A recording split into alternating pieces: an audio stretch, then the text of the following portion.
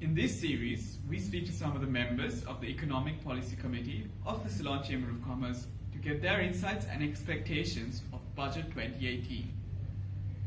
With the upcoming budget for this year, we are looking forward to seeing the operationalization of a lot of the key strategies that were brought out in the Vision 2025 document published recently by the President and the Prime Minister. In the past, we saw incongruency between budgets and the policy statements made before that, and hopefully this is an opportunity for us to bring these two together, given that we have a very strong vision statement that most of the private sector also has bought into. I would focus on three areas that we would like to see progress. The first is, of course, fiscal responsibility. And this is important because monetary and currency imbalances have resulted from this.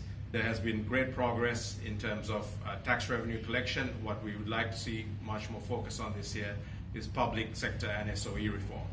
There are a number of SOE institutions, particularly in the transportation sector, the electricity board and so on, where there are significant losses that are putting strains on the fiscal deficit.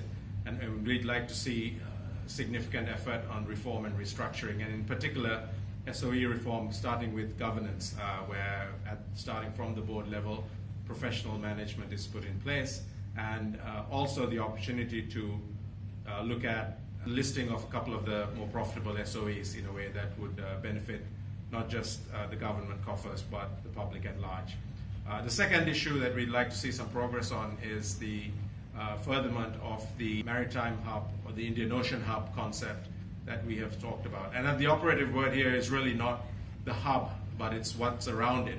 And that's in particular working towards progress on some of the free trade agreements, working towards progress on the ease of investment, the ease of doing business, and so on, which would really allow us to leverage the fact that we are so strategically located and that we can push industries around that to the next level.